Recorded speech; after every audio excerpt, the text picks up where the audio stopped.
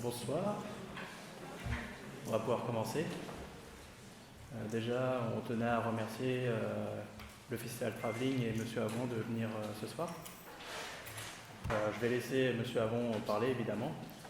Je vais juste vous préciser un peu le cadre de ce soir. Ce qui s'est passé, c'est que donc, nous, on est l'association Salam qui se consacre à faire découvrir un peu le Moyen-Orient aux étudiants de l'IEP. Et le Festival Travelling nous a contactés parce que donc cette année, le thème, c'est Beyrouth, Travelling. Et en visionnant un peu quelques films, ils se sont rendus compte que si on n'a pas les clés de compréhension du Liban, c'est assez compliqué de comprendre les films. Donc voilà, c'est le cadre de la conférence qui a lieu hier et de celle d'aujourd'hui. Celle d'aujourd'hui sera plus centrée sur l'histoire. Mais bon, je pense que M. Avon en parlera mieux que moi. Encore merci d'être venu et puis je vous laisse présenter. Merci beaucoup, bonsoir à toutes et à tous. Je remercie le Festival Travelling et l'association Salam de m'avoir invité. Je vous remercie d'être venus nombreux ce soir.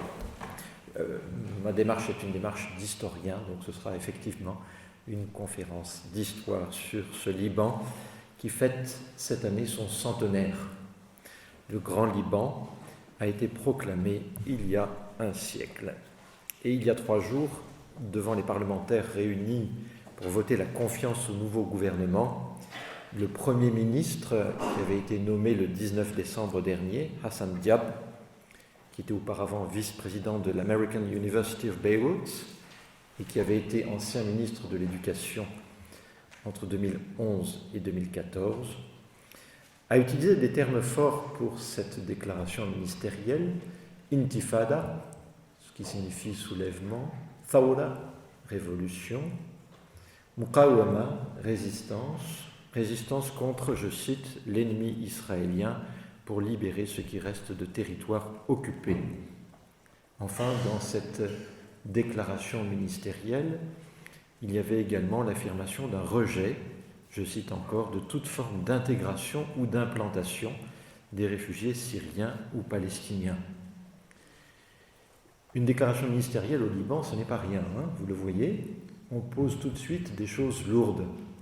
On ne parle pas ici de questions qui sont superficielles. Dans la rue, toujours il y a 3 jours, comme depuis la mi-octobre, plus exactement le 17 octobre, des Libanais manifestaient pour dénoncer la classe politique dans son ensemble, un régime partisan, incompétent, et une corruption généralisée au plus haut niveau. 2 jours plus tôt, c'était dimanche dernier, en la cathédrale de Beyrouth, où les 3 plus hauts représentants de l'État, président de la République, président du Conseil, président de la Chambre, maronites, sunnites, chiites, assistaient à la célébration de la fête de Saint Maroun, le grand saint libanais, l'archevêque de Beyrouth, Monseigneur Boulos Abdel Sater, a appelé les hommes politiques à leur devoir, c'est-à-dire de servir et, je cite, à trouver ce qui assure à chaque citoyen une vie digne et décente, ajoutant sous les applaudissements, à défaut, la démission est plus honorable. Je vous laisse imaginer si les 3 plus hauts représentants de l'État français se trouvaient à Notre-Dame à Paris et recevaient un sermon comme celui-ci. La situation au Liban est une situation qui est très grave de différents points de vue, et donc je ne vais pas vous parler d'autre chose que de ceci. Le chômage atteint 11,5% de la population active, il est le double pour les jeunes entre 15 et 24 ans, et le triple pour les diplômés. Donc 1/3 des diplômés ne travaillent pas, c'est-à-dire ne travaillent pas officiellement, ils travaillent bien sûr parce qu'il faut qu'ils se débrouillent et qu'ils vivent. Près de 200 000 emplois ont été supprimés depuis l'automne dernier. Je vous parle d'une population de 6 millions d'habitants, donc 200 000 emplois, c'est quelque chose de tout à fait considérable. Les rémunérations ont diminué, la croissance est en baisse. L'État a un niveau d'endettement tel que, hier, il a demandé une aide du Fonds monétaire international, ce qui est, là encore, une indication de gravité de la situation économique. Pour que ce soit plus concret, depuis 1997, la parité entre le dollar et la livre libanaise, c'était 1 dollar pour 1500 livres libanaises. Et aujourd'hui, ça s'échange à plus de 2000 livres libanaises, ce qui signifie que la monnaie se dévalue et se dévalue à grande vitesse. Est-ce que c'est une situation complètement nouvelle? Non, nous allons le voir, mais c'est une situation qui est particulièrement dramatique du point de vue économique et social. Elle n'est pas complètement nouvelle, parce que les inégalités ont toujours été très fortes au Liban. Un premier rapport extrêmement intéressant de 1960 indiquait que 4% de la population, à cette époque-là, se partageait un tiers des richesses du Liban, et 50% de la population en avait moins d'un cinquième. Donc nous avons une société qui est extrêmement inégalitaire du point de vue économique. Et ce tableau n'a fondamentalement pas changé depuis cette période. Suivant les organismes qui évaluent le niveau de corruption des pays dans le monde, le Liban est classé entre le 17e et le 40e rang sur 180 à 200 États qui sont examinés, c'est-à-dire il fait la course en tête, si vous voulez, dans les pays les plus corrompus du monde. Et cette situation touche en particulier les plus riches. Longtemps qualifié de Suisse du Proche-Orient, le Liban s'est construit autour d'une société communautarisée, ce dont je vous parlerai ce soir, paternaliste, inégalitaire, mais avec un atout. Cet atout, c'est une liberté que ne connaît aucune autre société du monde arabe. C'est dans cette société-là, depuis 100 ans, qu'il y a, si on avait un indicateur de liberté, on a le plus haut niveau de liberté, même s'il existe une censure pour la presse, une censure pour la fiction écrite ou la fiction artistique. Néanmoins, par rapport aux autres sociétés du monde arabe, c'est là où il y a le plus de liberté. L'autre particularité du Liban, c'est son rayonnement culturel. Vous en avez un exemple dans le cadre de ce festival, qui est lié à une maîtrise des langues, une diaspora active et un réseau universitaire efficace, qui est lui-même appuyé sur un réseau scolaire de haut niveau, dont les racines remontent au XVIe siècle. Toute nation, je vais dire une banalité ici, est une construction. Mais il y en a qui sont plus fragiles que d'autres, et la nation libanaise est d'une très très grande fragilité.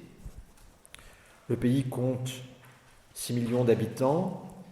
Parmi ces 6 millions, c'est une évaluation, près d'1,5 million de réfugiés syriens, 200 à 300 000 réfugiés palestiniens, les plus anciens d'entre eux sont là depuis 1948, des Irakiens, des Égyptiens, mais aussi des Sri Lankais, des Éthiopiens, des Soudanais, des Philippins.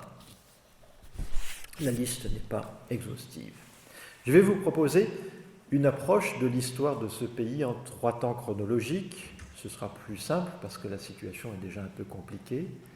Un premier temps qui me permettra de comprendre, d'essayer de comprendre avec vous ce qu'a été la naissance de ce grand Liban et son inscription dans le monde arabe.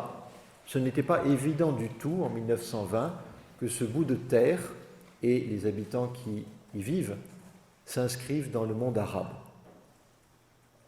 Il y a eu une discussion pendant longtemps autour de ce point-là, et donc le premier temps de la réflexion portera essentiellement là-dessus. Un deuxième temps où nous essayerons de voir comment a vécu le Liban, donc les Libanais et les Libanaises, sous la tutelle syrienne. Et puis un troisième temps qui nous amènera de 2005 à nos jours, c'est-à-dire alors que, après le départ contraint des Syriens du territoire libanais en avril 2005, il y a eu un mouvement d'enthousiasme.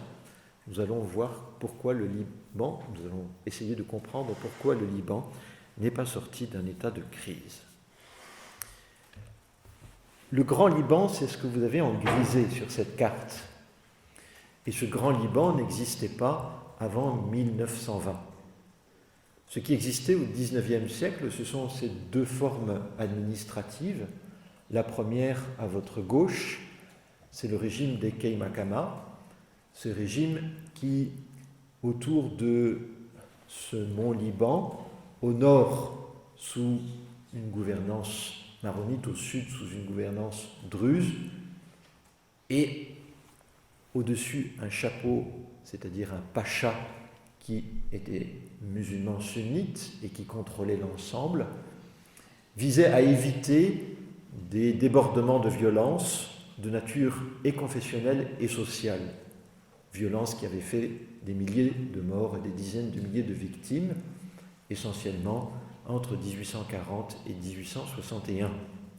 En 1861, à la suite d'un débarquement français, il y a eu une deuxième proposition d'organisation administrative, c'est la proposition de la Mutasarrifia, et c'est le deuxième carte que je vous demande de regarder ici, où il y a une unité administrative avec un conseil qui dirige et des représentants de quelques-unes des communautés qui composaient cette société libanaise.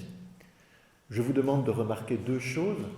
La première, c'est que les plus grandes villes de ce petit Liban ou de ce mont-Liban ne figurent pas dans ces circonscriptions administratives. Ni Beyrouth, ni Tripoli au nord ne sont inscrites là-dedans, c'est-à-dire que Beyrouth et Tripoli, c'est directement rattaché à l'Empire ottoman. Et donc, le changement est très grand en 1920, quand la France, puissance mandataire désignée par la Société des Nations, décide de créer ce qui devient alors le Grand Liban. Vous comprenez pourquoi cela s'appelle le Grand Liban.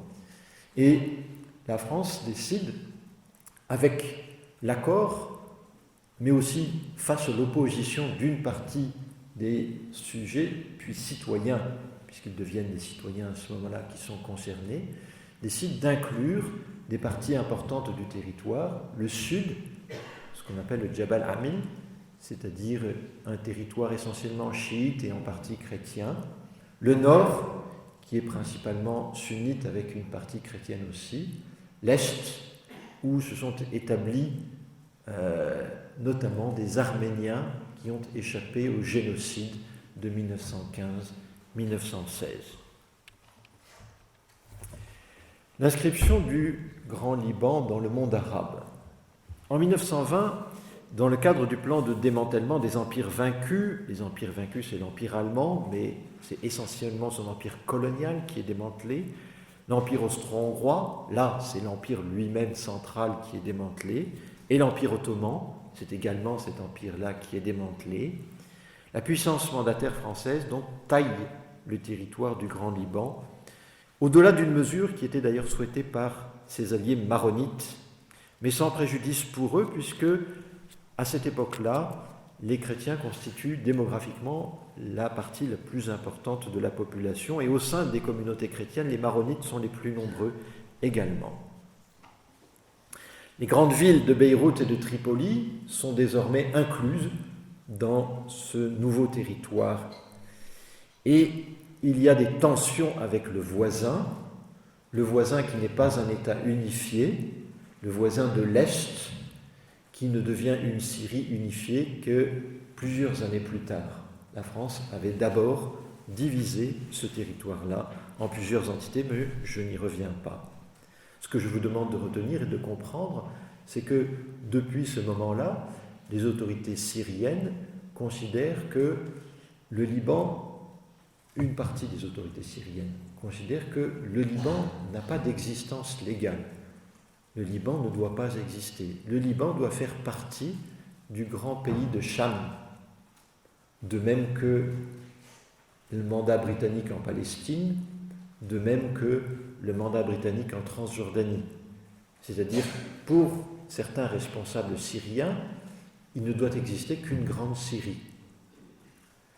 Et une partie d'entre eux, ou de leurs héritiers jusqu'à aujourd'hui, considèrent que l'horizon doit être une grande Syrie, et non pas une Syrie, un Liban, une Jordanie, une Palestine, encore moins bien sûr un État d'Israël. Cela a eu des conséquences puisque un des premiers ministres a été assassiné par des partisans de cette grande Syrie en 1951. La constitution libanaise, écrite originalement en français, mais dont le texte officiel est en arabe, a été rédigé principalement par Michel Chiha. Le Haut-Commissariat français a décidé de reconnaître l'existence de communautés confessionnelles,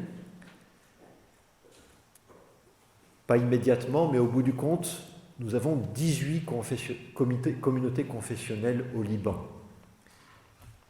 Peut-être ne le savez-vous pas, mais vous ne pouvez pas être citoyen libanais si vous ne relevez pas d'une de ces 18 communautés confessionnelles. La France a essayé à ce moment-là de créer la possibilité d'une catégorie hors des communautés confessionnelles et a fixé quelques règles qui pouvaient permettre d'ouvrir cette possibilité-là. Mais elles n'ont pas été saisies à ce moment-là. Elles ont été saisies beaucoup plus tard, en 2012 par exemple, lorsque des Libanais ont décidé au Liban de se marier civilement. Ils ont ressorti un document du mandat français qui n'avait jamais été abrogé et qui leur permettait de se marier civilement, ce qui a posé tout un tas de problèmes après et des décisions du ministre de la Justice qui font qu'il vaut mieux quand même aller à Chypre pour se marier civilement ou en France qu'au Liban, c'est toujours difficile, voire impossible, malgré ce texte-là. L'autre raison pour laquelle la France n'a pas beaucoup insisté, c'est que quand vous exercez une autorité sur 18 communautés, eh bien vous avez la possibilité à la fois d'avoir des alliés et de jouer des rivalités, donc de maintenir votre pouvoir de domination sur cette entité-là. Une génération a été nécessaire pour que une des communautés qui était tout à fait insatisfaite de la création de ce grand Liban finisse par s'y rallier.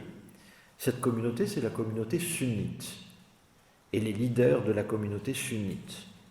En effet, pour eux, l'intérêt était de vivre dans une grande Syrie qui serait dominée par les sunnites, alors qu'au Liban, précisément, il n'y avait pas cette possibilité-là, puisque selon le recensement de 1932, seul recensement officiel qui permet d'avoir une idée à ce moment-là de ce qu'était la représentation des communautés confessionnelles, il y avait une petite majorité de chrétiens, parmi elles 30%, le tiers était maronite, et c'est-à-dire le tiers de l'ensemble de la population libanaise était maronite, et une minorité donc musulmane.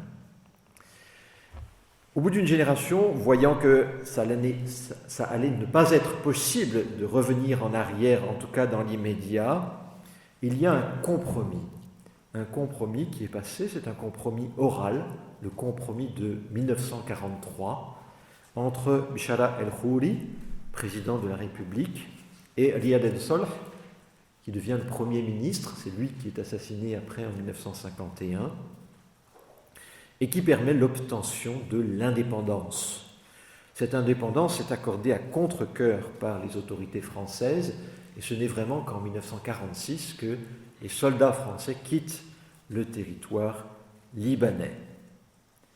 La règle devient alors, du point de vue de la répartition du pouvoir, le président de la République maronite, ce qui n'avait pas été le cas avant.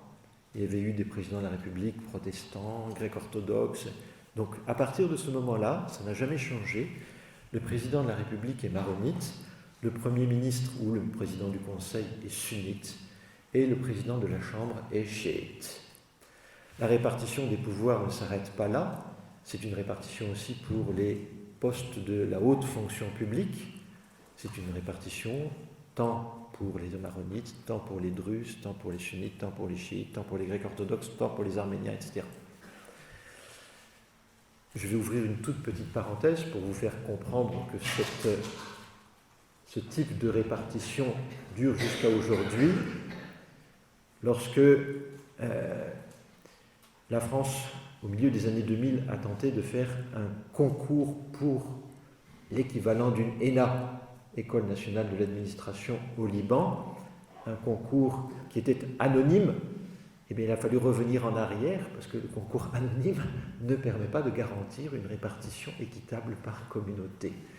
Lorsque les services culturels français organisent des concours pour le prix de physique, le prix de littérature, le prix dans les multiples écoles françaises qui font du français en seconde langue ou en première langue, eh bien, même si ce n'est pas dit, il y a quand même toujours une attention qui est faite pour que ce ne soit pas les établissements scolaires d'un groupe, d'une communauté particulière qui soient systématiquement les vainqueurs. Donc on a des formes d'équilibre. C'est important de comprendre le poids, jusqu'à nos jours, de cette question communautaire. On peut faire une histoire du Liban sans parler des communautés, mais je pense qu'on passe à côté d'un certain nombre de choses. Maintenant, il ne faut pas tout résoudre à cette question des enjeux communautaires. Je vais tâcher de vous le montrer aussi. Ce fragile équilibre est rompu. Il ne dure pas longtemps. 43-46, il est rompu en 1948 lors de la proclamation de l'État d'Israël qui conduit à la proclamation d'une guerre immédiate. Dès que l'État d'Israël est proclamé par Ben Gourion, les États voisins entrent en guerre contre ce nouvel État, y compris donc le Liban, y compris l'Irak qui n'a pas de frontière avec Israël. Et jusqu'à aujourd'hui, le Liban est en état de guerre avec Israël. Le Liban, depuis 1948, n'a jamais signé la guerre avec Israël. Il y a eu des accords d'armistice en 1949, mais il n'y a jamais eu de traité de paix. D'accord ? Donc, il n'est pas nécessaire de déclencher officiellement une guerre pour mener des combats d'un côté ou de l'autre, depuis ce temps-là. L'autre conséquence, c'est que le Liban a dû accueillir 300 000 réfugiés palestiniens qui avaient été ou chassés par la force, expulsés, ou bien qui étaient partis en se disant « nous allons revenir une fois que les armées arabes vaincront l'État d'Israël ». L'annexion de la Cisjordanie par le royaume de Transjordanie et l'administration de la bande de Gaza par l'Égypte ont empêché à ce moment-là de fonder un État palestinien. Entre 1949 et 1967, Israël n'occupe pas la Cisjordanie ni Gaza. C'est l'Égypte qui administre Gaza et c'est la Transjordanie qui a annexé la Cisjordanie. Il n'y a pas sur ces territoires-là de proclamation d'un État palestinien, ce que voudrait bien M. Mahmoud Abbas aujourd'hui. Ça n'a pas été fait à ce moment-là. La conséquence, c'est que les Palestiniens réfugiés au Liban, ils sont restés et n'en sont pas partis pour une partie d'entre eux depuis. Et contrairement aux grandes vagues de réfugiés qui avaient précédé la proclamation du Grand Liban, ces réfugiés palestiniens, en particulier la dernière grande vague, celle des Arméniens, qui sont devenus tout de suite des citoyens libanais, les Palestiniens n'ont pas été autorisés, sauf exception, à acquérir la nationalité libanaise. Alors il y avait une raison officielle à cela, et puis une raison plus officieuse. La raison officielle, c'est qu'il fallait défendre la cause arabe au sein de laquelle se trouvait la question palestinienne. La raison officieuse, c'est que les Palestiniens sont à 90%, les réfugiés palestiniens, là, à ce moment-là, étaient à 90% sunnites. Dans un système de répartition confessionnelle, quand vous avez une population de 3 millions d'habitants, aujourd'hui c'est 4 millions, et que vous avez 10% de réfugiés qui vont faire basculer un équilibre confessionnel, ceux qui sont là disent nous n'en voulons pas, sauf ceux qui pourraient en bénéficier précisément. Et depuis, la question palestinienne est toujours tiraillée entre ces deux éléments. On ne veut pas intégrer, donc donner la nationalité aux Palestiniens, parce qu'il faut qu'ils retournent dans leurs terres, mais on ne veut pas les intégrer pour une partie des Libanais, parce que sinon, ils vont changer l'équilibre communautaire. Il n'y a eu qu'une fois dans l'histoire où il y a eu une nationalisation, c'est-à-dire une naturalisation un peu importante de plusieurs dizaines de milliers de Palestiniens, c'est en 1994, dans un contexte particulier. Deuxième temps, après 1949 et jusqu'en 1975, ce débat entre libanité et arabité. Ce débat entre libanité et arabité est rendu plus complexe encore par la tension Occident-Orient, le cadre de la guerre froide, la tension Est-Ouest et les mouvements de décolonisation. Si je prends l'exemple d'une élite libanaise qui, toutes les semaines à Beyrouth, se retrouvait pour des conférences qui ont été réunies en volume qu'on appelait les conférences du Cénacle libanais.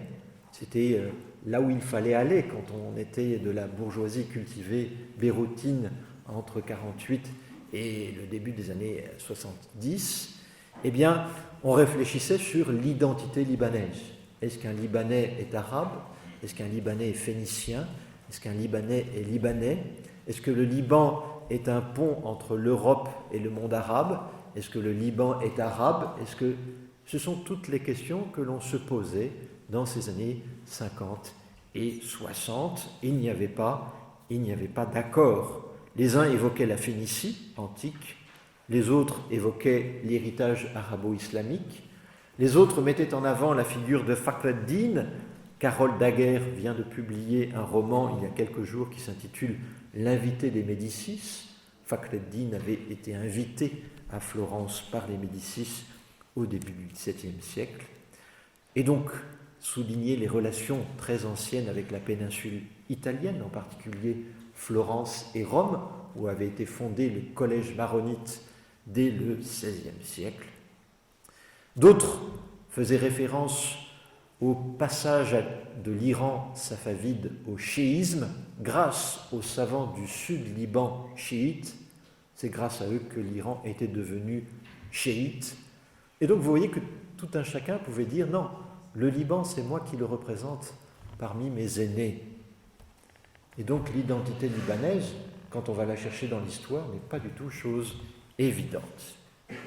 La crise de 1958, qui a été même un début de guerre civile, a éclaté dans ce contexte de tension, qui était en plus marqué par un projet particulier mené par Gamal Abdel Nasser. Nasser, surtout après 1956, avait dit « Nous allons créer un grand État arabe avec l'Égypte comme moteur ». Et en 1958, il avait proclamé la République arabe unie. Il y a inclus la Syrie, il voulait inclure au moins une partie du Yémen et il voulait y inclure le Liban. Une partie des Libanais se sont dit « Ça y est, nous allons pouvoir être intégrés dans un grand État arabe majoritairement sunnite et qui défendra la cause arabe », ce qui a créé un début ici de guerre civile. Les soviétiques poussant ce camp-là, les États-Unis sont intervenus, il y a eu un débarquement des troupes états-uniennes en 1958 au Liban, et les États-Unis ont rétabli un certain ordre des choses en favorisant cet ordre des choses. Un nouveau président de la République a été élu, un militaire, Fouad Chehab, qui a renforcé l'État libanais. Ce pouvoir plus fort visait aussi à donner une plus grande identité nationale au Liban. Un exemple tout simple, en 1958, il n'y avait pas d'université publique au Liban, il n'y avait que des universités privées. C'est Fouad Chehab qui a créé l'université libanaise en disant « Nous allons créer une université pour tous les Libanais, quelle que soit leur appartenance confessionnelle ou communautaire ». C'est lui aussi qui a initié des plans de développement pour les régions les moins favorisées, ce qui n'a pas été suivi des faits.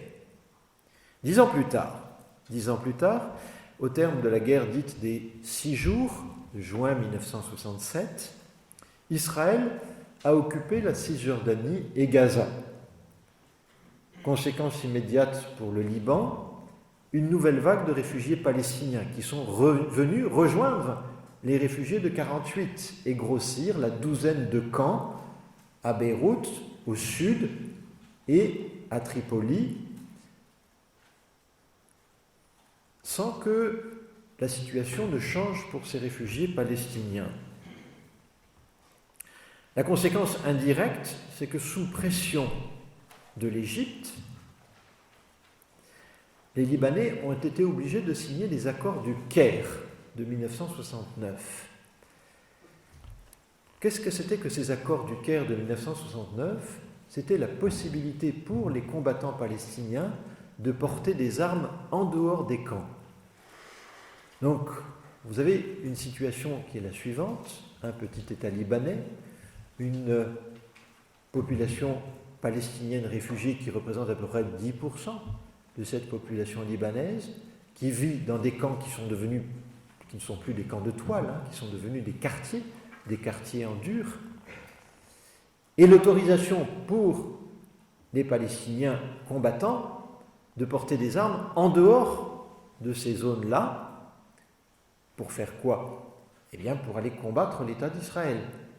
Avec quelles conséquences? La réplique israélienne sur le territoire libanais. Cette situation s'est encore aggravée en 1970. En 1970, la Jordanie, et plus exactement son souverain, s'est inquiété de ces combattants palestiniens qui se trouvaient également sur son territoire et où la proportion de la population palestinienne était beaucoup plus importante, c'était près de la moitié de la population ici. Et il a décidé d'imposer son autorité par la force à ces combattants palestiniens, ce qui a conduit à un massacre, ce que l'on appelle le massacre de Septembre Noir, 1970. Voyant qu'ils ne pouvaient plus maîtriser les choses en Jordanie, ces combattants palestiniens se sont repliés sur le Liban, et donc ils sont venus augmenter la part des combattants palestiniens sur le territoire libanais. Vous avez ici les prémices de la guerre qui éclate en 1975. Les Libanais eux-mêmes sont divisés entre deux grandes tendances au début des années 70.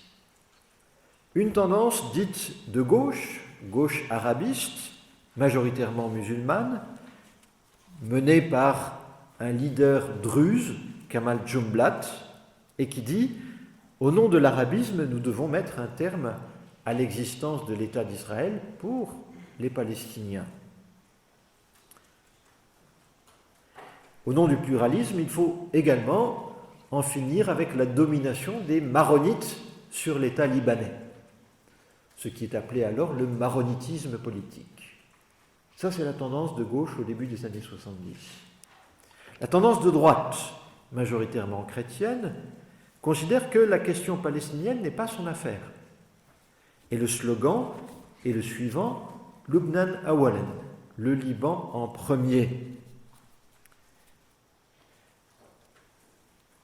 Le parti de Pierre Gemayel se dote d'une milice armée, les Kataeb, ou phalanges libanaises, qui disent que puisque l'armée ne fait pas son travail, ils vont défendre un État libanais indépendant, certes inclus dans le monde arabe, mais ouvert à l'Europe et à l'Amérique du Nord.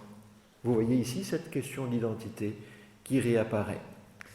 Alors j'ai dit majoritairement musulmans et majoritairement chrétiens parce qu'il n'y a pas une division confessionnelle absolue entre ces deux grandes tendances.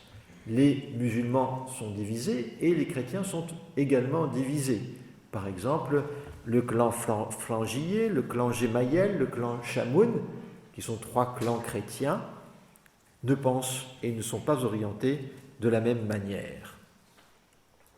Les chiites, qui étaient marginalisés sur le plan économique, se dotent également d'une milice, la milice Amal, qui est lancée par un savant, Moussa Sadr, qui dit puisque on ne peut pas être certain que l'État libanais va nous défendre, il ne faut pas simplement garantir notre développement économique, mais il faut garantir également notre survie. Alors c'est une situation explosive que nous avons au milieu des années 70. Deux grandes tendances, au sein de ces tendances des milices, plus des combattants palestiniens qui peuvent porter des armes en dehors des camps. La guerre éclate dans ce contexte. En avril 1975, les premiers affrontements opposent les forces palestiniennes, donc je suis à mon troisième point ici, les guerres de 75-89, des combattants de l'OLP, de Yasser Arafat, et les phalanges libanaises de Pierre Gemayel. Immédiatement, les deux voisins, au sud et à l'est, jouent un rôle. Du côté d'Israël, le projet vis-à-vis du Liban n'est pas clair. Les autorités militaires ou civiles ont fait des déclarations contradictoires. Certaines disent même qu'il faut garantir la sécurité d'Israël jusqu'au fleuve Litanie, donc au sud du Liban. D'autres, au contraire, disent qu'il faut garder les frontières telles qu'elles sont. Et en 1978, l'armée israélienne envahit le sud du Liban jusqu'au fleuve Litanie. Du côté syrien, c'est encore plus compliqué. Les Syriens, je vous l'ai dit, les autorités syriennes, je vous l'ai dit, n'ont toujours pas digéré l'existence du Liban. Mais ils ont des alliés au Liban. Il y a un parti nationaliste syrien au Liban, et ils ont des alliés notamment du côté des minorités chrétiennes, de certaines minorités chrétiennes, et le clan Flangier est proche du clan Assad. Je parle de clan parce qu'il s'agit vraiment de dynastie, avec des fiefs et une domination sur un territoire donné. On peut parler véritablement de clan ici. Ces Syriens ne sont pas du tout favorables à la montée en puissance de l'OLP. Pourquoi ? Parce que l'OLP veut un État palestinien. C'est contre le projet de Grande Syrie. Ce qui vous permet de comprendre pourquoi, lorsque les Syriens interviennent militairement au Liban en 1976, ils interviennent du côté d'une partie des chrétiens, contre l'OLP. 2 ans plus tard, ce sera l'inverse, parce qu'il faut jouer l'équilibre des forces, pas permettre à un des combattants ou des partisans de tenir le terrain. Mais le point de départ est là. Alors on le fait sous le couvert d'une force arabe de défense.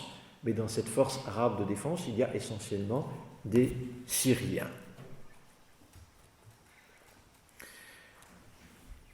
Au sud, les combattants palestiniens ont été chassés relativement facilement par les Israéliens. Pourquoi ? Parce que la population vivait très mal la présence armée palestinienne. Ils parlaient même d'un Fatahland, le Fatah étant le groupe le plus important au sein de l'OLP. Et donc il y a des Libanais, nous avons des images, qui, lorsque l'armée israélienne a envahi le Liban Sud, ont applaudi, envoyé du riz sur les chars israéliens. Ce qui aujourd'hui est oublié, dans la mémoire, on n'en parle pas bien sûr de ça. Mais à ce moment-là, ça se saisit dans ce contexte bien particulier. Les Israéliens obtiennent l'appui d'un autre allié, les forces libanaises de Bachir Gemayel.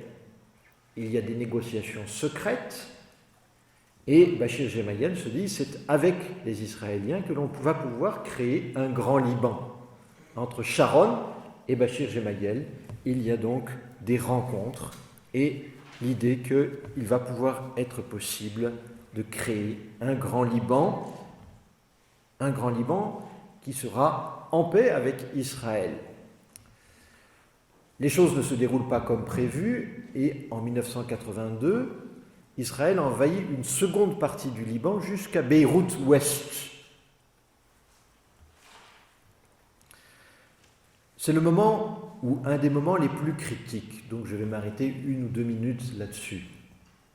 Vous avez donc un Liban qui est occupé au sud et jusqu'à Beyrouth par les Israéliens, qui est occupé à l'est et presque jusqu'à Beyrouth par les Syriens. Et vous remarquez que je ne vous ai parlé d'aucun combat entre Israéliens et Syriens. Israéliens et Syriens, pendant 25 ans, seront à quelques encablures et il n'y aura quasiment jamais aucun combat entre eux. Ce sera toujours par alliés interposés. Très intéressant aussi pour comprendre la géopolitique de cette région. Dans ce contexte, Bachir Gemayel, qui avait uni par la force, c'est-à-dire en tuant d'autres chrétiens, le fusil chrétien, est proclamé élu par une partie des députés président de la République libanaise.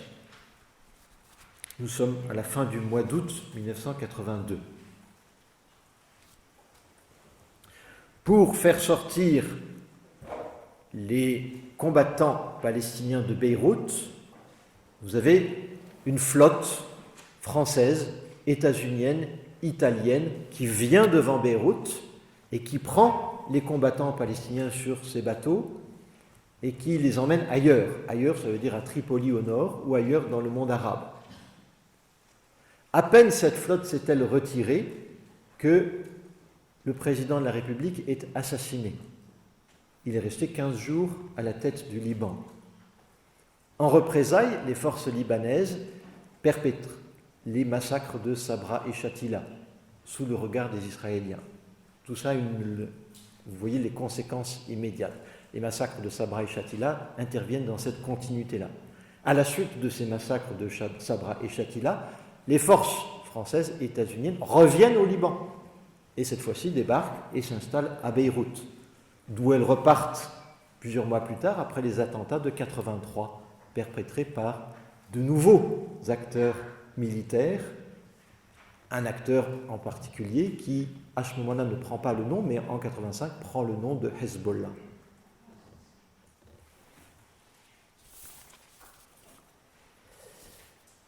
Je ne vais pas vous détailler toute l'histoire de ces guerres du Liban de 75 à 89. C'est extrêmement complexe, mais je vous ai posé quelques jalons ici.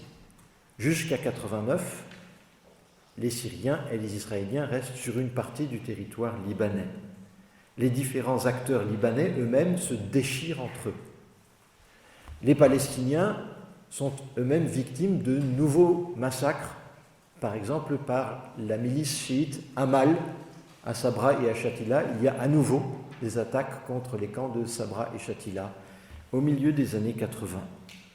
Les chiites entre eux se déchirent, les chrétiens entre eux se déchirent, les sunnites entre eux se déchirent également. Un plan de paix a été signé avec Israël. Il y a un accord de paix, l'accord du 17 mai 83, avec le parrainage des États-Unis. Sauf que cet accord de paix n'a jamais été ratifié et qu'il a été rejeté, ce qui fait que le Liban, je vous l'ai dit tout à l'heure, est toujours en guerre officiellement avec Israël. Au terme de son second mandat, le frère de Béchir Gemayel, Amin Gemayel, en 1988, décide, puisqu'il n'a pas pu réunir les députés pour élire un président de la République, ce sont les députés qui élisent le président de la République, il décide de confier le pouvoir au chef d'état-major de l'armée, le général Michel Aoun, dont vous entendez parler jusqu'à aujourd'hui, puisqu'il est l'actuel président de la République. À ce moment-là, il était chef d'état-major des armées et Amin Gemayel le désigne comme chef du gouvernement. Si vous m'avez bien suivi depuis le début de cette intervention, normalement, ce n'est pas possible. Pourquoi ? Parce qu'en tant que chef d'état-major, il se trouve qu'il est maronite, comme tous les chefs d'état-major de l'armée libanaise, et donc un maronite ne peut pas être chef du gouvernement, puisque ça doit être le président de la République. Oui, mais il n'y a pas de président de la République. Voilà pourquoi c'est le chef du gouvernement. Mais les sunnites ne sont pas d'accord. Donc ils désignent à Beyrouth-Ouest un autre chef du gouvernement. Donc nous avons deux chefs de gouvernement en 88. Deux chefs de gouvernement et un parlement qui n'a plus été réélu depuis 1972. Ce qui rend la situation difficile. Qu'est-ce qui permet de décoincer la situation ? Il faut porter notre regard un peu ailleurs. Le Liban est toujours dépendant de ce qui se passe ailleurs. Et ce qui se passe ailleurs, c'est la fin de la guerre Iran-Irak en 1988. Donc chronologiquement, je suis à peu près au même moment. Vous allez me dire quel est le rapport entre la guerre Iran-Irak et la situation libanaise. Je résume en deux mots. Saddam Hussein, à la tête de l'Irak, a dit « Écoutez, moi, il dit à ses partenaires du monde arabe, moi je vous ai défendu pendant 8 ans contre la poussée de la révolution khoméniste chiite. Il s'adresse en particulier aux pétromonarchies. J'ai payé le prix du sang, donc maintenant vous allez payer davantage que vous ne l'avez fait en espèces sonnantes et trébuchantes. Et comme les pétromonarchies se font tirer l'oreille, eh bien Saddam se paye sur le Koweït. Il envahit donc le Koweït. La conséquence, c'est la constitution d'une coalition internationale pour chasser l'armée irakienne du Koweït. Dans cette coalition internationale, il faut des partenaires arabes. Elle est dirigée par les États-Unis, mais pour que ça marche, il faut des partenaires arabes et pas simplement les pétromonarchies, pas simplement l'Arabie Saoudite, le Qatar. Il faut des poids lourds, l'Égypte, la Syrie. Et la Syrie dit, d'accord, je viens dans la coalition internationale, mais je monnaie, ça a un prix. Et nous allons voir quel est ce prix. Entre-temps, l'Arabie Saoudite fait pression sur cette Syrie pour que les Syriens acceptent une réunion des députés libanais en Arabie Saoudite pour signer des accords. Vous voyez que ça se passe ailleurs qu'au Liban. C'est à Taïf, en Arabie Saoudite, que les Saoudiens qui ont fait pression sur les Syries ont permis à des députés libanais de signer un accord de sortie de guerre. Vous me suivez toujours ?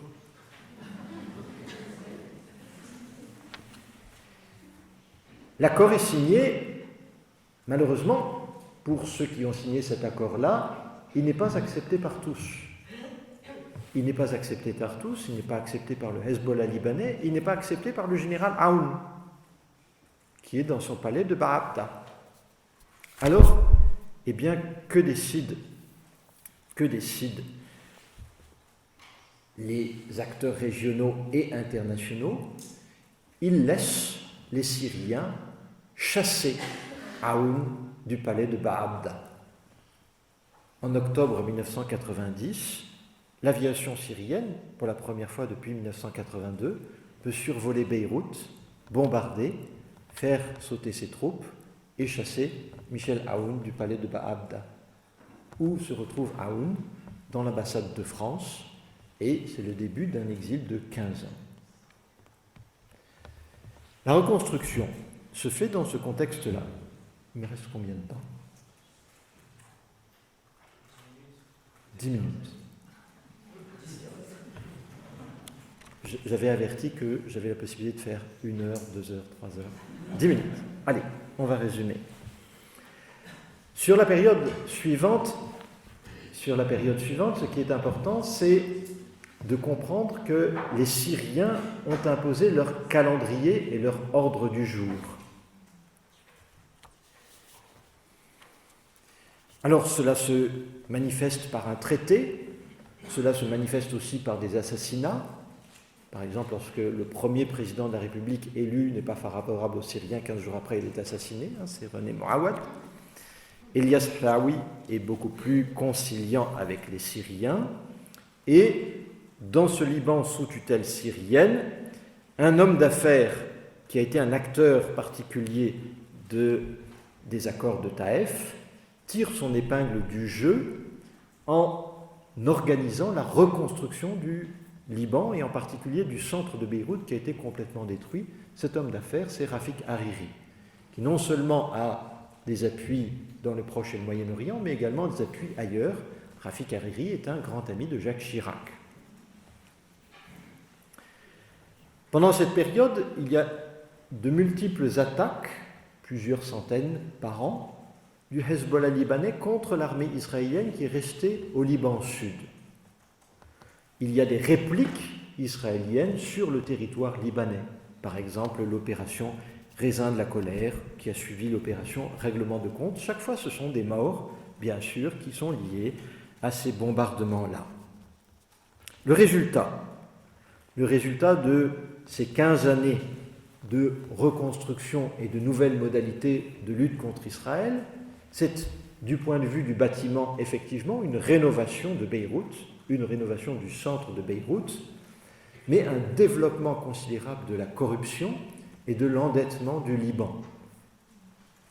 Et un enrichissement qui ne vaut ou qui ne profite qu'à une partie des Libanais. C'est également une confrontation entre deux projets. Le projet de Hariri, qui veut faire du Liban le Singapour du Proche-Orient, et le projet du Hezbollah de Hassan Nasrallah, qui dit le Liban doit être le fer de lance de la lutte contre Israël. Ces deux projets incompatibles, parce que si vous voulez faire un Singapour, il ne vous faut pas de guerre. Donc il y a une confrontation. Cette confrontation s'achève temporairement il y a 15 ans, moins un jour. Le 14 février 2005, Rafik Hariri est assassiné. C'est une explosion énorme à Beyrouth qui tue Hariri, Sleiman, plusieurs dizaines de personnes et qui est un vrai tremblement de terre. Parce que les Libanais qui ont laissé passer et avaler beaucoup de couleuvres depuis 15 ans disent cette fois-ci, on ne peut pas laisser passer ça, c'est trop gros. Lors des obsèques d'Hariri qui ont lieu autour de la grande mosquée que Hariri lui-même a fait construire dans le centre de Beyrouth, sur la place dite des Martyrs, au terme de cette énorme célébration où musulmans et chrétiens se sont retrouvés unis, c'est fascinant de voir d'ailleurs que près de la tombe d'Hariri, à ce moment-là, vous avez des cierges avec l'effigie de Saint Charbel. Il n'y a qu'au Liban qu'on voit des choses comme ça. Eh bien, ces manifestants se disent, on fait quoi maintenant? On continue à vivre comme avant, avec la peur des Syriens, et une partie d'entre eux décide de se mobiliser. Et ils décident de manifester régulièrement pendant un mois. Une autre partie des Libanais dit non, si les Syriens partent, on va se retaper dessus. Cette partie des Libanais qui ne veut pas que les Syriens partent est emmenée par le Hezbollah. 2 gigantesques rassemblements ont lieu au mois de mars. Le 8 mars, le Hezbollah organise un très très grand rassemblement et puis il dit à Chirac et à Bush, regardez, le peuple libanais est là. 6 jours plus tard, une contre-manifestation a lieu, encore plus grande, sur la place des Martyrs, pour dire Horiye, Siede, Istiklal, liberté, souveraineté, indépendance. Cette manifestation est tellement importante que le lendemain, les journaux libanais ne peuvent pas être lus en Syrie. Donc la Syrie s'inquiète de ça. Ils s'inquiètent d'autant plus que la France et les États-Unis, qui étaient en désaccord sur la question irakienne, se sont retrouvés d'accord sur la question libanaise et font avancer leur flotte devant Beyrouth. Ce qui fait que vous avez à la fois un soulèvement d'une partie des Libanais, 2 flottes étrangères, et les Syriens décident de quitter le Liban. En avril 2015, ils quittent le Liban.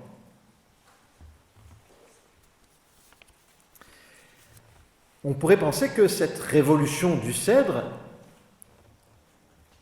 allait arranger la situation. Il n'en a rien été. Il n'en a rien été pour plusieurs raisons. Dans ce printemps 2005, un autre événement est intervenu, c'est le retour au Liban du général Aoun. Et le général Aoun a perturbé le jeu entre le camp du 8 mars et le camp du 14 mars, parce qu'il, lui et ses partisans, ont dit « je ne me mets ni là ni là ». Il y a des élections législatives à ce moment-là, très ouvertes, pas de majorité très forte, et Aoun est en désaccord avec le résultat qui est lié à un mode de scrutin très particulier. C'est dans ce contexte qu'éclate, ça c'est une photo prise le 14 mars 2005 sur la place des Martyrs. La mosquée était encore en construction à ce moment-là. Dans ce contexte éclate la guerre d'août 2006. Le Hezbollah veut toujours continuer le combat contre Israël. Et dans un contexte de tension accrue entre le Hamas au sud d'Israël et l'État israélien, le Hezbollah essaye de faire diversion en prenant en otage des soldats israéliens. Contre toute attente, Israël décide d'envahir à nouveau le Liban sud. Mais cette fois-ci, l'armée israélienne n'y parvient pas. C'est la guerre dite des 33 jours qui est considérée comme une victoire par le Hezbollah libanais. Le Hezbollah libanais qui pouvait se targuer en mai 2000 d'avoir conduit et contraint l'État d'Israël a retiré ses troupes du Liban Sud. Il n'y a pas cependant unité des Libanais autour du soutien à Hezbollah. Israël, en fait, a ciblé son offensive et ses bombardements sur des quartiers spécifiques de Beyrouth et sur des zones du territoire libanais, là où il y avait essentiellement des chiites et donc des possibles caches d'armes ou des combattants du Hezbollah. Et il y a une tension entre ceux qui soutiennent le Hezbollah et ceux qui ne soutiennent pas le Hezbollah. Le général Aoun décide dans les mois qui suivent de soutenir le Hezbollah et en février 2006, il avait signé un document d'entente avec le Hezbollah. Ce document d'entente n'a jamais été renié depuis 2006 et la nomination du Premier ministre Hassan Diab en décembre est le résultat d'un marchandage, d'un échange qui vaut toujours entre le Hezbollah et le parti chrétien d'Aoun, le courant patriotique libre d'Aoun au Liban. Dans le camp opposé, vous avez la plupart des militants du 14 mars ou des groupes du 14 mars, c'est-à-dire les sunnites du Parti du Futur, le clan Hariri, les forces libanaises de Samir Jarja et les Druzes de Walim Djoublat. Mais il y a des Druzes dans l'autre camp, des chrétiens donc dans l'autre camp, et il y a même des sunnites dans l'autre camp. Donc les communautés ne recoupent pas les deux principales forces politiques du Liban. C'est le contexte de cette dernière partie. Je vais résumer ce qui se passe de 2010 à nos jours avant de conclure. Le Liban, je vous l'ai montré, est un État extrêmement fragile, divisé.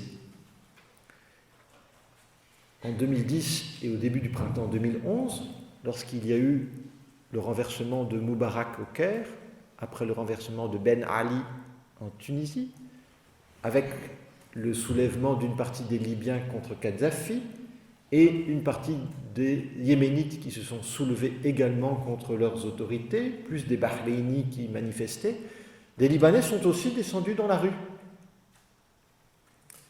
Ils ont demandé la fin, ceux qui manifestaient, ils ont demandé la fin du confessionnalisme. Une partie d'entre eux ont dit « Nous voulons maintenant un État civil, nous ne voulons plus un État communautaire. Nous voulons respirer différemment dans le Liban. » C'était notamment des jeunes qui demandaient ça. Ils n'étaient pas majoritaires du tout, ils étaient minoritaires. Mais ils disaient « Nous n'en pouvons plus d'avoir en plus toujours cette classe dirigeante qui est au pouvoir depuis la guerre ou les guerres du Liban. Nous voulons vivre autre chose au Liban. » C'est dans ce contexte-là qu'il y a eu les premières demandes de mariage civil dont je vous ai parlé tout à l'heure. Cette question du mariage civil était apparue dans les années 90 et avait périodiquement réémergé. L'inquiétude est venue de ce qui s'est passé en Syrie. Puisqu'en Syrie, une partie de la population s'est soulevée contre le gouvernement de Bachar el-Assad. Et qu'au Liban, le Hezbollah a dit « Si Bachar el-Assad tombe, nous allons perdre un allié essentiel ». Le Hezbollah s'est donc d'abord de manière cachée, puis de manière ouverte, engagé à fond dans la lutte pour la défense du gouvernement de Bachar el-Assad en Syrie. Il y a eu des conséquences au Liban, notamment dans les régions frontalières, à El Sal, avec des morts. Il y a eu des dizaines d'attentats au cours de cette décennie, mais le Liban n'a pas été complètement perturbé. En revanche, sa situation économique s'est considérablement aggravée au cours de cette période-là. Et ce d'autant plus que les pétromonarchies ont créé de nouveaux paradis fiscaux. Et donc, ils n'ont plus forcément besoin des banques libanaises pour faire des petits dans ces banques-là. Ils n'ont plus besoin d'investir leur argent dans ces banques-là. Les divisions ont conduit à des vacances de siège de Premier ministre, vacances présidentielles pendant plusieurs mois au milieu de la décennie. Michel Aoun n'a été élu président de la République qu'au bout de 18 mois, voire plus, de vacances du pouvoir ici. Qu'est-ce que cela nous dit? Pas de gouvernement pendant plusieurs mois, pas de président de la République pendant plusieurs mois, Ça veut dire que le Liban fonctionne sans État. C'est une illustration de plus d'un État qui est un État extrêmement fragile et où tout fonctionne à l'extérieur de l'appareil, tout, pas tout, une grande partie des choses fonctionnent à l'extérieur de l'appareil d'État. Dans les questions, on reviendra sur les divisions internes, si vous le voulez, aux communautés. À plusieurs reprises, un même Premier ministre, avec des formes d'intervalle entre chaque, ont été réélus. Par exemple, Saad Hariri a été élu 4 fois Premier ministre, élu, nommé, il n'est pas élu, nommé plusieurs fois Premier ministre depuis le décès de son père. Ce qui vous dit là encore le phénomène des dynasties dans cette société libanaise. Comment conclure sur cette situation-là? Dans la déclaration ministérielle que j'évoquais en introduction, Hassan Diab a expliqué qu'il a constitué, donc c'était il y a 3 jours, un cabinet non partisan. Ses opposants, notamment ceux qui étaient dans la rue, ont dit c'est faux. Ce cabinet est effectivement composé d'une partie de ministres qui étaient inconnus, mais ils sont partisans parce que s'il n'y avait pas eu un accord derrière entre le CPL de général Aoun et le Hezbollah, ce cabinet n'aurait pas pu voir le jour. Le même Hassan Diab a dit « Nous allons lancer un plan d'urgence, plan global, incluant des aspects financiers et juridiques. »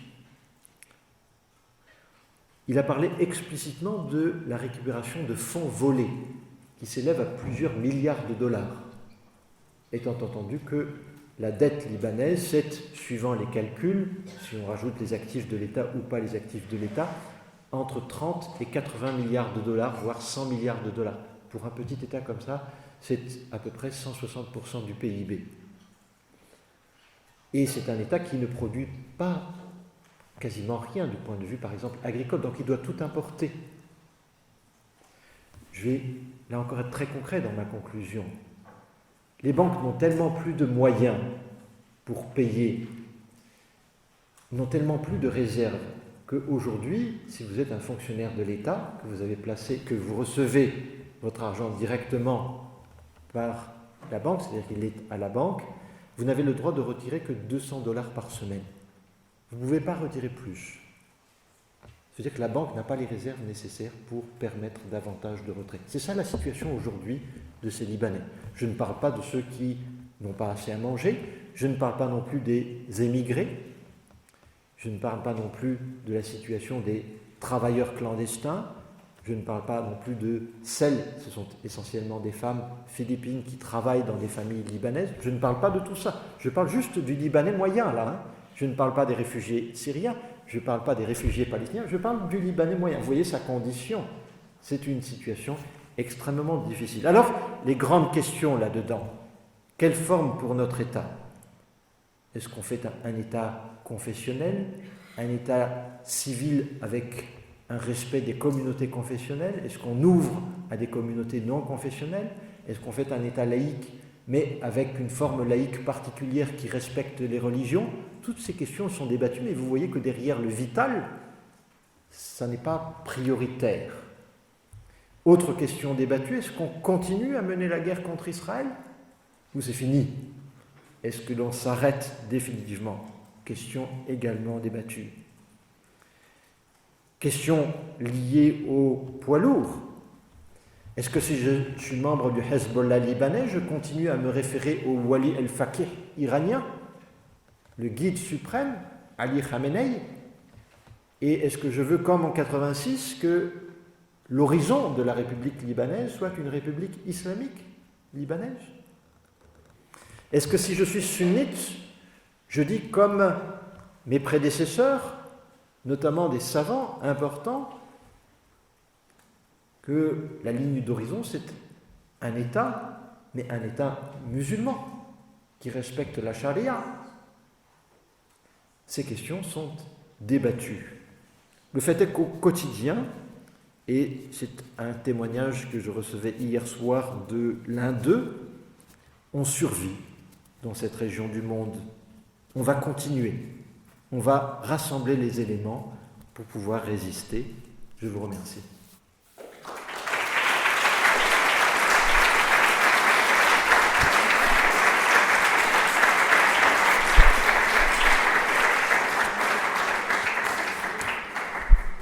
J'ai été un peu long, pardonnez-moi, donc place aux questions.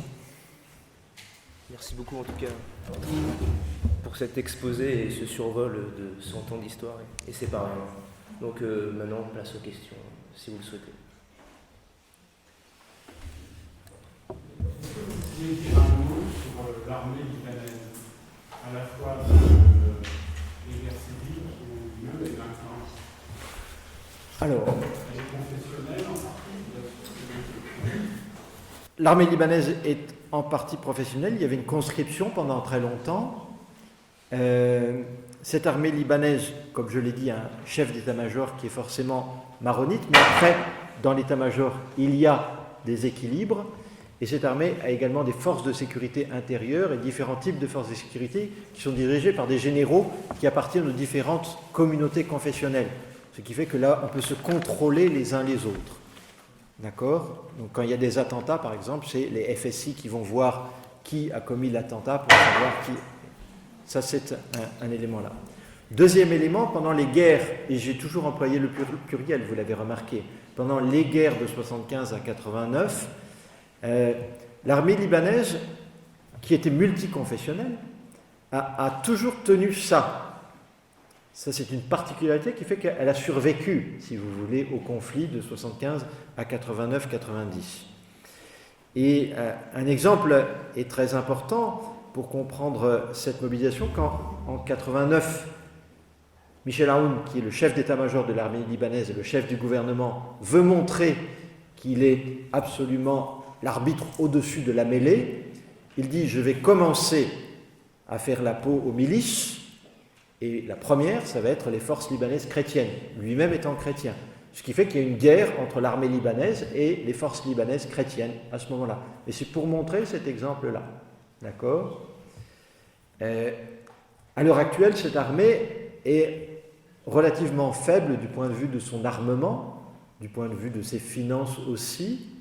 On l'a vu par exemple au moment d'un soulèvement d'un camp palestinien en 2007 du côté de Tripoli, où pour en finir avec les quelques centaines d'insurgés de ce camp palestinien qui venaient de partout dans le monde arabe, c'est les Syriens qui les avaient laissés passer pour qu'ils fassent du désordre au Liban, eh bien il a fallu plus d'un mois pour que l'armée libanaise... Alors certains disent mais ils ont fait exprès pour pouvoir tous les exterminer avec des bombardements, mais c'est plus compliqué que ça.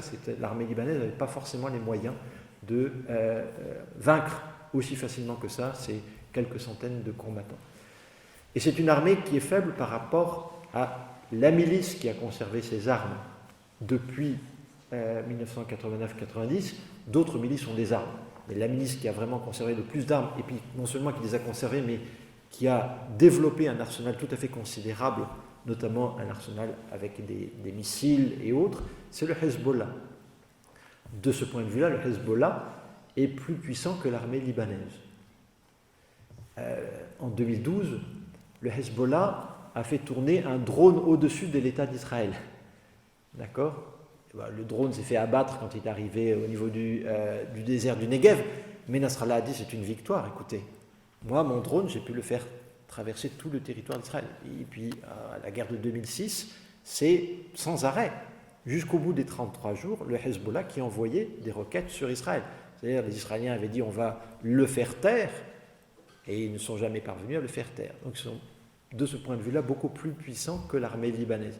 Ce qui fait que il y a un slogan qui dit il y a le peuple libanais, l'armée libanaise et la résistance, le muqawama. Et la résistance, c'est en fait le Hezbollah. Oui. Justement, quelle est l'influence de l'Iran au Liban à travers le Hezbollah au moment où on peut entendre dire les dirigeants iraniens que Beyrouth c'est des capitales arabes qui contrôlent à travers le monde arabe? Alors, tout dépend le moment où nous nous plaçons. Si vous voulez parler d'aujourd'hui, de 2005 ou de 1990. Aujourd'hui. Aujourd'hui, par rapport à 2005, par exemple, c'est une influence qui est plus faible. Plus faible pour une raison très simple. C'est que l'Iran a des problèmes financiers considérables. Donc le Hezbollah vit en partie des subsides de l'Iran.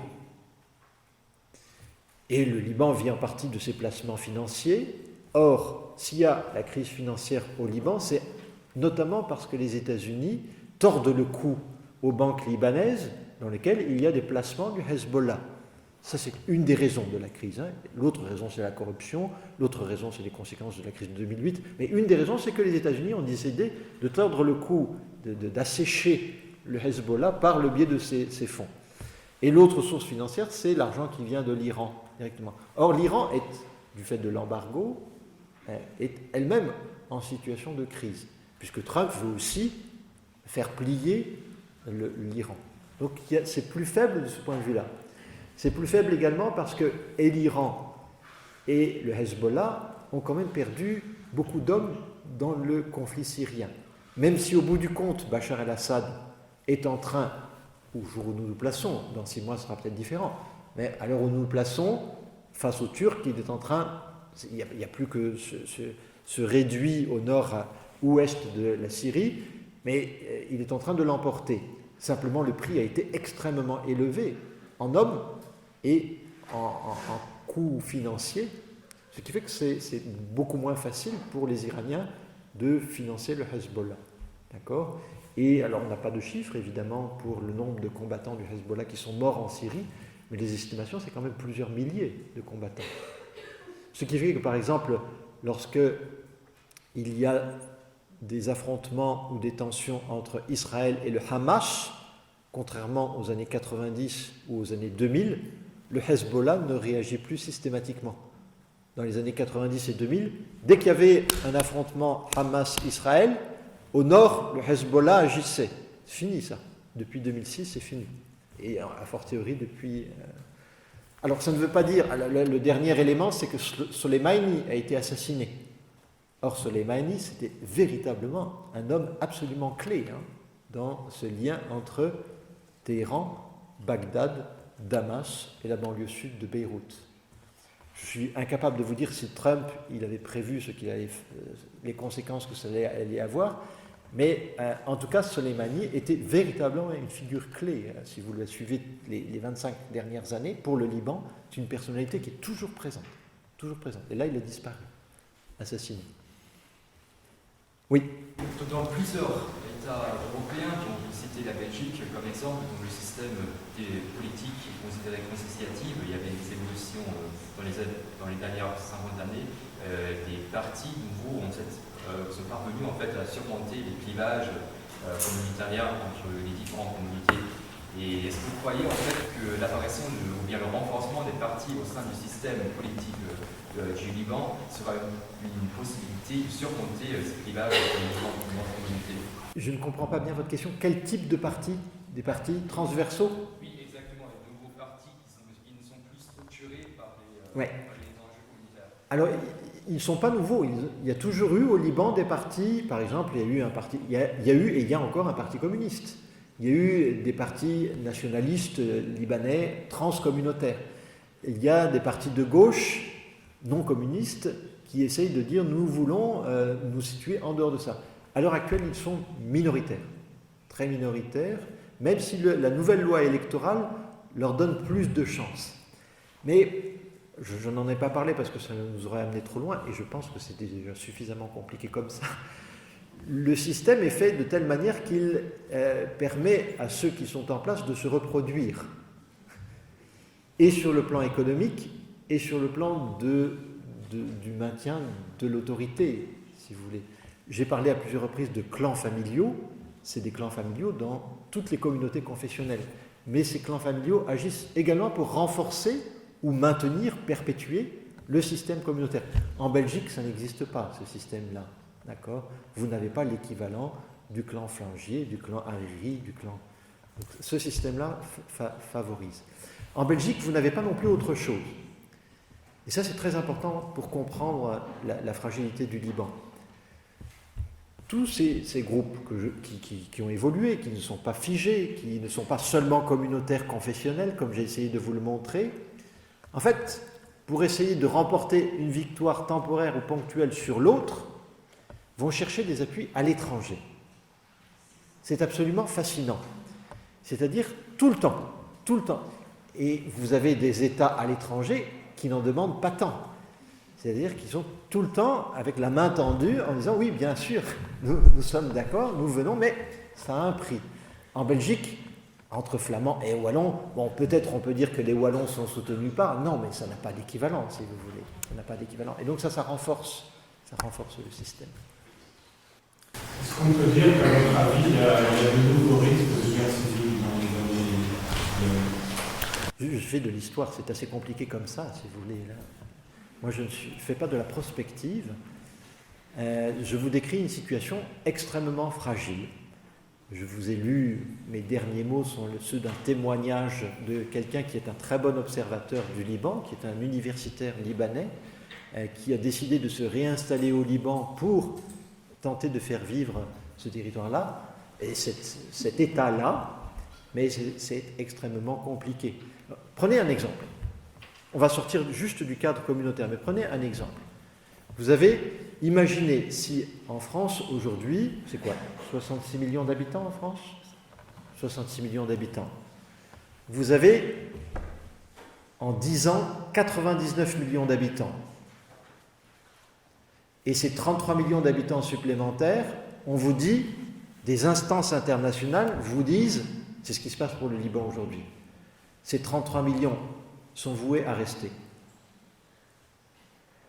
Vous êtes dans quel état d'esprit là ? Avec en plus une dette de 180%, un passif de guerre. C'est ce qui arrive aux Libanais aujourd'hui.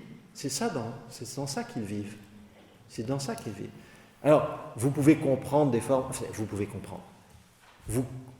Je vous invite à saisir les expressions de xénophobie à l'encontre des Syriens dans ce contexte-là. D'accord ? Et vous pouvez comprendre également les appels d'une partie des Libanais à ces Syriens de rester pour faire changer des équilibres aussi. Je vais rajouter une chose dont je n'ai pas parlé.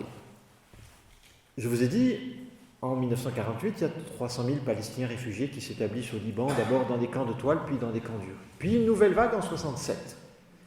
Si l'on regarde le taux de fécondité des femmes palestiniennes, qui dans ces décennies-là étaient entre 4, 6 et 7 enfants par femme, combien y aurait-il de Palestiniens aujourd'hui au Liban ? Je vous ai donné un chiffre de 200 à 300 000 aujourd'hui. Que s'est-il donc passé ?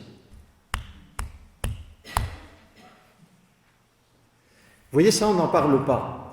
Ça veut dire qu'une partie des Palestiniens réfugiés dont on parle depuis 1948, eh bien, une petite partie est devenue libanaise, je l'ai dit, une petite partie a pu retourner peut-être en Israël, mais c'est très rare. Une partie est allée dans les autres États arabes, et notamment dans le Golfe, mais ils ont été, à moins qu'ils aient des compétences particulières, plutôt mal reçus. Et puis la majorité d'entre eux, ils sont où ?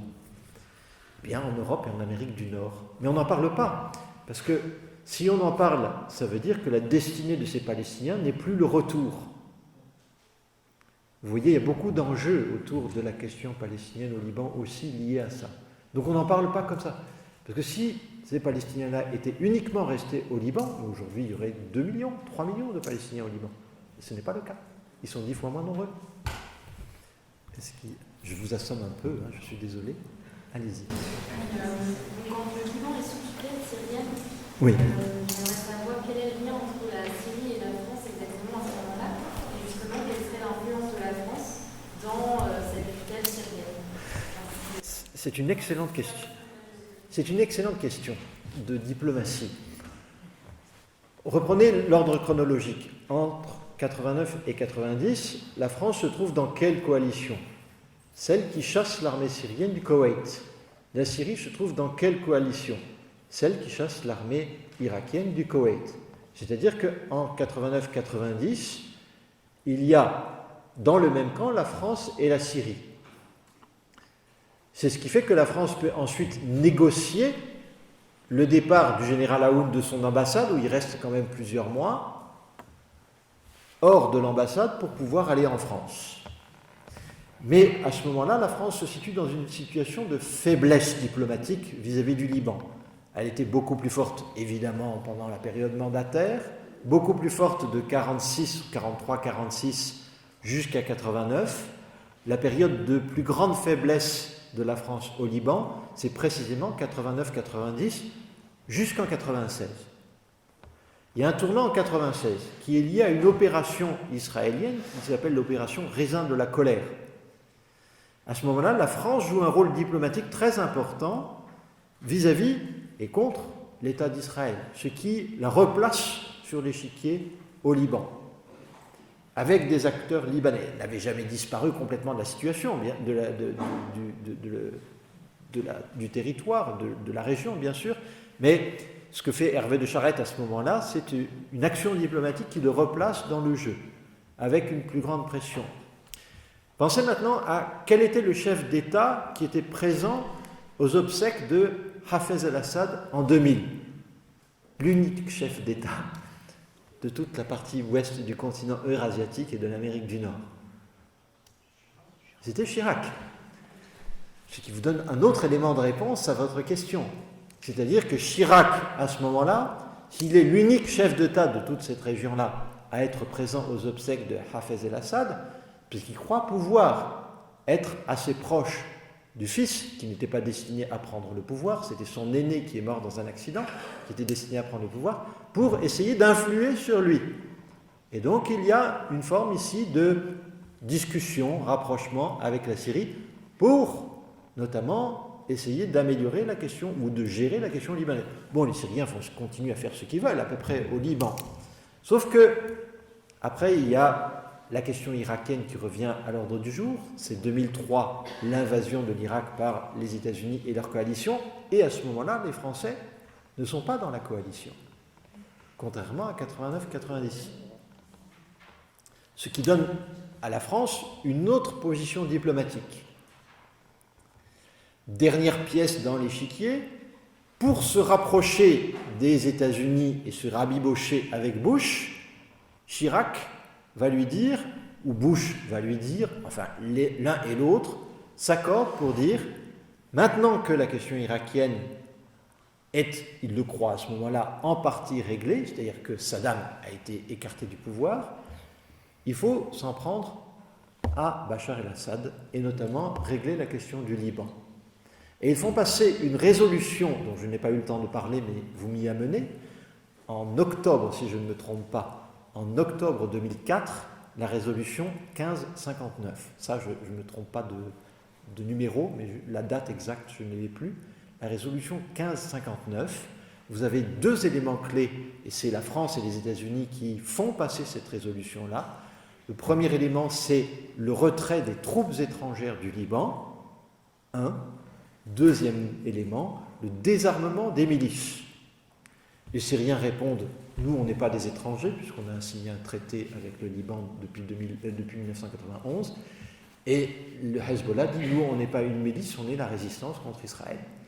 Donc ça ne change rien, sauf qu'il y a un premier attentat qui échoue contre Marwan Hamadeh, et puis il y a le fameux attentat dont demain une partie des Libanais vont célébrer l'événement, c'est l'attentat du 14 février 2005. Donc vous m'avez permis, si vous voulez, de rattraper tout un pan de choses que je n'avais pas eu le temps de dire. Je rajoute un élément. Quel est le chef d'État unique qui, entre le 14 février 2005 et le 14 mars 2005, vient au Liban pour apporter son soutien à ceux qui pleurent Hariri? C'est Chirac.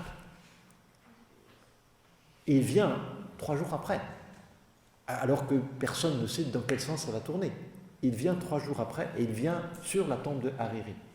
Donc le même Chirac qui était allé aux obsèques de Hafez el-Assad, il vient juste après les obsèques de Hariri pour dire « mon soutien est là ». La diplomatie française est complexe à suivre aussi. Oui.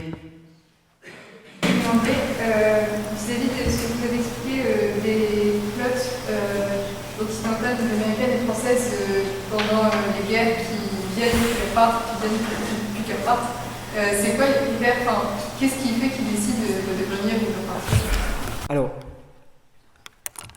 elles sont venues au printemps 1982 parce qu'Israël avait envahi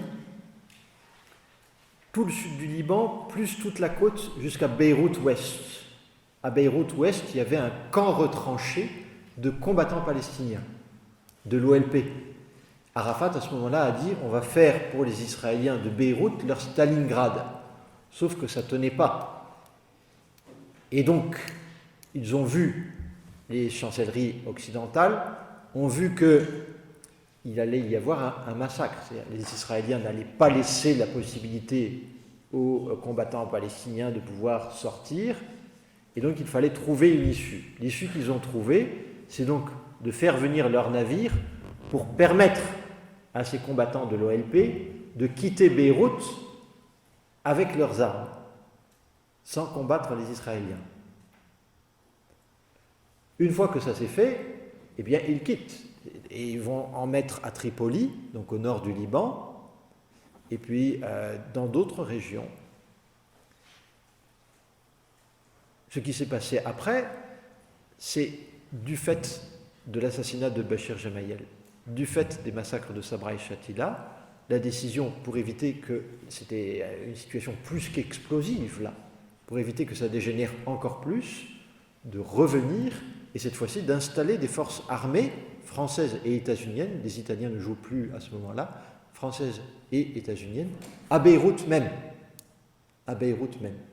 Et donc l'année suivante, en 1983, il y a eu les attentats contre l'immeuble Drakkar, il y a eu les attentats contre les soldats états-uniens, plus la réplique contre les camps du Hezbollah dans la Bekaa et autres. J'ajoute une information. Arafat, il est parti de Beyrouth à Tripoli. En 1983, Arafat, il est à nouveau assiégé, mais cette fois-ci plus par les Israéliens, par les Syriens. Les Syriens qui ne veulent toujours pas de grand État palestinien. Donc ils en veulent à Arafat. Et qui sauve une nouvelle fois Arafat? C'est la flotte française. Il repart sur une flotte française, après il va à Tunis. Ça vous explique un peu le lien particulier que Arafat entretenait avec la France. À 2 reprises, ça lui a sauvé la mise. J'ai répondu. Alors j'espère que vous aurez maintenant quelques points de repère pour regarder ces films qui sont passionnants pour saisir cette histoire du Liban. J'aurais aimé vous faire une histoire uniquement à travers les films, mais ce n'était pas le projet de mon intervention, mais les réalisateurs et réalisatrices libanaises, les romanciers et romancières libanaises, eh bien, ils ont toujours cet arrière-plan. Quand ils écrivent, ils savent de quoi ils parlent. Je vous remercie.